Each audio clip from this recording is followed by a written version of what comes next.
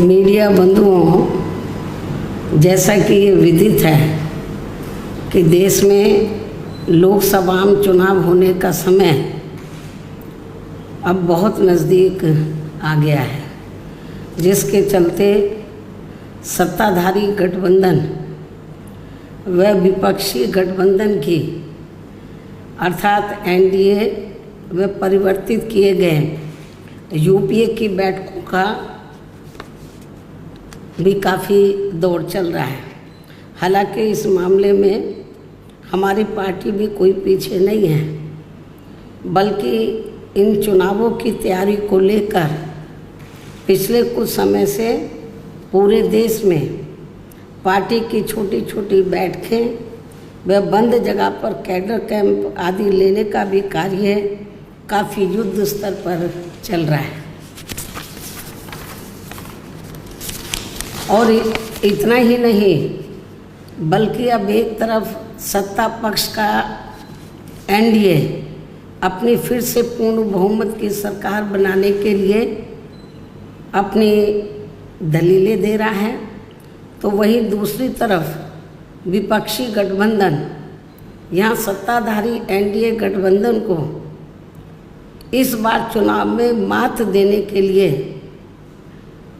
उनकी नीतियों व कार्यशैली आदि का काफ़ी विरोध कर रहा है, जिसमें बीएसपी भी कोई पीछे नहीं है। जबकि सत्ताधारी पार्टी व विपक्षी पार्टियों के बने गठबंधन के बारे में सच्चाई तो ये है कि यहाँ वर्तमान में विपक्षी गठबंधन के प्रमुख दल कांग्रेस पार्टी ने आज़ादी के बाद शुरू में केंद्र व अधिकांश राज्यों में भी अपने लंबे अरसे तक रहे शासनकाल के दौरान अपनी हीन व जातिवादी एवं पूंजीवादी मानसिकता को त्याग कर यदि देश व आम जनहित में तथा कमज़ोर वर्गों के हितों में भी पूरी ईमानदारी से कार्य किया होता और विशेषकर कमज़ोर वर्गों के हित व कल्याण के मामले में परम पूज्य बाबा साहब डॉक्टर भीमराव अंबेडकर की सलाह को भी मान लिया होता, तो फिर ना तो बाबा साहब को अपने कानूनी मंत्री पद से उस समय इस्तीफा देना पड़ता तथा ना ही आगे चलकर कांग्रेस पार्टी को केंद्र व अधिकांश राज्यों की भी सत्ता से बाहर होना पड़ता तथा ना ही फिर कमज़ोर वर्गों के लोगों को मजबूरी में बीएसपी के नाम पर अपनी अलग से राजनीतिक पार्टी बनाने की ज़रूरत पड़ती। और अब ये कांग्रेस पार्टी अपनी जैसी जातिवादी व पूंजीवादी सोच रखने वाली पार्टियों के साथ गठबंधन करके फिर से केंद्र की सत्ता में आने के सपने देख रही है,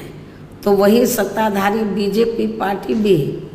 पुनः केंद्र की सत्ता में आने के लिए अपने एनडीए गठबंधन को हर मामले में मजबूत बनाने में लगी है।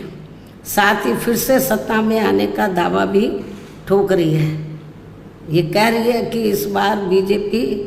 और उनका गठबंधन 300 से ज़्यादा सीटें लाएगा, इसका भी दावा ठोक रही है, जिनकी कथनी व करनी में कांग्रेस पार्टी की तरह ही कोई खास अंतर नज़र नहीं आता है। कहने का तात्पर्य ये है कि अब ये दोनों बने गठबंधन यानी कि एनडीए व परिवर्तित किए गए यूपीए केंद्र की सत्ता में आने के लिए अपने अपने दावे ठोक रहे हैं, जबकि जनता को किए गए इनके वायदे व आश्वासन आदि सत्ता में बने रहने के दौरान अधिकांश खोखले ही साबित हुए हैं। वैसे भी कांग्रेस व बीजेपी एंड कंपनी के बने गठबंधन की अब तक रही सरकार की कार्यशैली यही बताती है कि इनकी नीति, नीयत व सोच सर्व समाज में से विशेषकर गरीबों, दलितों, आदिवासियों, पिछड़े वर्गों, मुस्लिम एवं अन्य धार्मिक अल्पसंख्यकों के प्रति लगभग एक जैसी ही रही है। क्योंकि इन्होंने सत्ता में रहकर शुरू से इन वर्गों के मामले में अधिकांश कागजी खाना पूर्ति ही की है तथा ज़मीनी हकीकत में इनके लिए कोई ठोस कार्य नहीं की हैं। लेकिन जब ये लोग सत्ता से बाहर हो जाते हैं तो तब फिर वे अपने वोट की खातिर इनके हितों में काफ़ी लंबी चौड़ी बातें करते हैं। जैसे कांग्रेस पार्टी का गरीबी हटाओ का व बीजेपी का हर गरीब के खाते में 20 लाख रुपए पहुंचाने को लेकर कही गई ये बातें सत्ता में आने के बाद केवल हवाई व खोखली ही साबित होकर रह गई हैं, जिसकी खास वजह से ही बीएसपी ने सत्ताधारी गठबंधन व विपक्षी गठबंधन से ज़्यादातर अपनी दूरी ही बना के रखी है। ऐसी स्थिति में अब इन वर्गों के लोगों को यानी कि कमज़ोर वर्गों के लोगों को आपसी भाईचारे के आधार पर वे अपना अकेले ही मजबूत गठबंधन बना के या हर मामले में अपनी एकमात्र हितैषी रही पार्टी बीएसपी को ही मजबूती देनी है तथा जिससे फिर यहाँ कोई भी गठबंधन केंद्र व राज्यों की भी सत्ता में पूरी मजबूती के साथ आसीन ना हो सके तथा इसके स्थान पर फिर इनकी मजबूत नहीं बल्कि मजबूर सरकार ही बनेगी। हमारी पार्टी का ये पूरा प्रयास होना चाहिए ताकि बीएसपी के सत्ता में ना आने की स्थिति में भी इन कमज़ोर वर्गों का यानी कि दबे कुचले लोगों का ये लोग ज़्यादा शोषण ना कर सकें। इतना ही नहीं बल्कि ऐसी स्थिति में बीएसपी को भी सत्ता में आसीन होने का मौका मिल सकता है। और जब तक हम लोग अकेले अपने बलबूते पर खड़े नहीं हो पाते हैं, इसलिए इन सब बातों को ध्यान में रखकर अब बीएसपी को लोकसभा चुनाव में व इससे पहले राजस्थान, मध्य प्रदेश, छत्तीसगढ़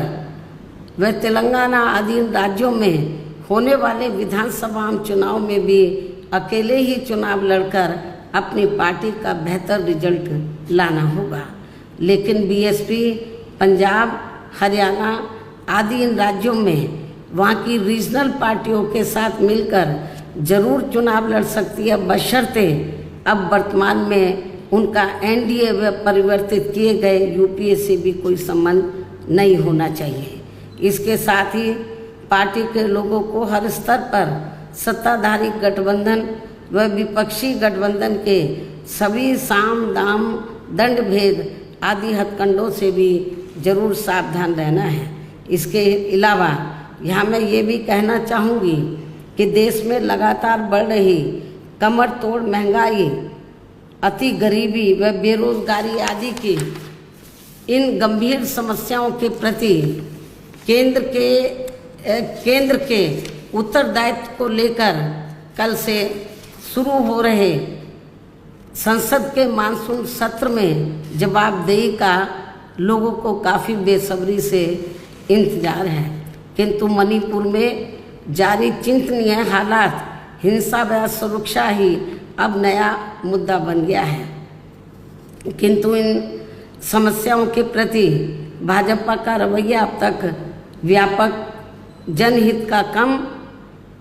तथा अपने राजनीतिक स्वार्थ का ज़्यादा देखने को मिल रहा है, जिस कारण देश से जुड़े इन मामलों का जटिल बने रहना अति दुखद है। जबकि देश की प्रगति लोगों की उन्नति में ही निहित है, जिस पर पूरा ध्यान केंद्रित करने की भी सख्त ज़रूरत है। और अब लोकसभा चुनाव से पहले संसद में सरकार व विपक्ष का रवैया तकरार, आरोप प्रत्यारोप व जिम्मेदारी से भागने का नहीं बल्कि इन ज्वलंत जन समस्याओं को दूर करने संबंधी समाधान का होना चाहिए, क्योंकि इस समय समस्त गरीब एवं मेहनतकश जनता का जीवन काफ़ी दुखी व त्रस्त है, जिनकी सही से चिंता करना सभी का दायित्व भी बनता है। अंत में अब मैं अपनी बात यहीं समाप्त करती हूँ। धन्यवाद। जय भीम व जय भारत।